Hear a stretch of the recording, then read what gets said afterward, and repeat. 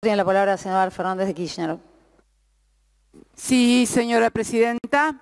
Bueno, para plantear también una cuestión de privilegio, aunque debo confesarle a usted y a todos los colegas que yo plantee una cuestión de privilegio me hace sentir como media estúpida, ¿no? Porque seguramente el que está escuchando dice, claro, los privilegios que tienen los senadores, los diputados, los políticos. Bueno, miren, yo no sé, es evidente sí que algunos otros senadores o senadoras, políticos, diputadas o diputados pueden tener privilegios, pero lo que es esta senadora de la Nación, expresidenta de la República, 2 veces elegida por el voto popular, no es que tiene privilegios, ni siquiera tiene los derechos y las garantías que tiene cualquier ciudadano común en este país.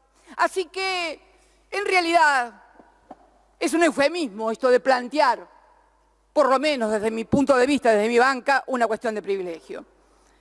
Y la verdad que muchas veces en este cuerpo hemos hablado del lawfare, pero siempre sonaba como algo lejano, doctrinario, hablábamos de la articulación entre el poder político, el poder judicial y el poder mediático para dejar afuera a los opositores o a los movimientos populares, lo que acaba de señalar muy claramente el señor presidente de nuestro bloque, el diputado por Neuquén, Marcelo Fuentes. Y la verdad que en la Argentina siempre tenemos una capacidad para ir un poquito más allá de lo que hay en otras partes. Conocíamos el lavallato, la articulación de lo mediático, de lo político, pero en la Argentina le agregaron algo más. Además de armar operaciones políticas para dejar afuera a los dirigentes de la oposición en serio, de la oposición de los que nos oponemos a este modelo de entrega, saqueo y hambre. De esos hablo, de la oposición. El resto es cartón pintado, señora presidenta, ustedes lo saben. Entonces digo que en la Argentina este lawfare fue recreado. Y entonces, además de estigmatizar a dirigentes políticos opositores, en el medio, los funcionarios judiciales se dedicaron a hacer negocios y extorsionar a la gente. El argentino y los argentinos tenemos una creatividad reconocida por todo el mundo, hemos refundado también el lawfare. Le hemos agregado la extorsión, la recaudación por parte de funcionarios judiciales, además de la impugnación a los políticos opositores. Y yo me preguntaba, hacer una cuestión de privilegio, ¿y a quién se la hago? ¿A usted? ¿A este cuerpo que diligentemente, inmediatamente trató los allanamientos que todos ustedes saben fueron absolutamente violatorios, no de lo dispuesto por este cuerpo, fueron violatorios de lo que se hace a cualquier ciudadano que no se puede hacer en materia de allanamiento. No es que acá ustedes les dijeron o me dieron el privilegio, no le vayan a hacer tal cosa, no solamente eso, sino que fueron más allá. Hicieron en los allanamientos a mis casas lo que no hicieron con nadie. Estos que están filmados, grabados, fotografiados, whatsappeados, pidiendo coimas y anotando en cuadernos filmados en el balneario CR que fueron encontrados en el allanamiento. Digo entonces, hacer una cuestión de privilegio ¿a quién? Al presidente ni se me ocurre. Ni se me ocurre. Y digo, ¿a quién entonces? Y se me ocurre que la cuestión de privilegio debería ser al más alto tribunal de la República, por ejemplo, a la Corte Suprema de Justicia. ¿Sabe por qué? Por 2 motivos. El primero porque es evidente que estamos ante el escenario que ha descrito muy acertadamente quienes me precedieron en el uso de la palabra, pero además porque es de tal gravedad institucional que estamos viendo cómo desde el propio Poder Judicial, concretamente desde Comodoro Pi,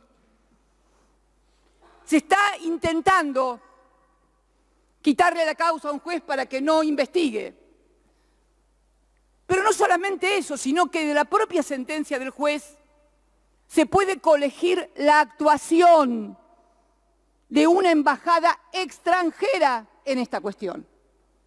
Esto solo ameritaría que la Corte interviniera porque de acuerdo a la Constitución Nacional, cuando hay una cuestión en la cual podría estar involucrado una embajada extranjera, la Corte tiene competencia originaria y exclusiva. Y hasta ahora, por lo que he leído en la sentencia del juez Ramos Padilla, la Embajada de los Estados Unidos no ha contestado acerca de la veracidad de las chapas identificatorias, credenciales, etcétera, etcétera, de agencias de seguridad de Estados Unidos de Norteamérica. Es más, una de las personas que ya ha declarado en la causa ha dicho que D'Alessio lo llevó en una camioneta y que en la parte delantera de ese vehículo iban 2 personas de la embajada. Pero además, entre las múltiples carpetas que se le encontró una referida al ciudadano Echeves, el empresario que fue extorsionado, redactada en inglés. Es curioso. Me llama la atención porque cuando el periodista Daniel Santoro, qué increíble, todo hace juego con todo en la Argentina, lo he dicho toda mi vida, no es de ahora, todo hace juego con todo. Cuando el periodista Daniel Santoro, el periodista de investigación de Clarín,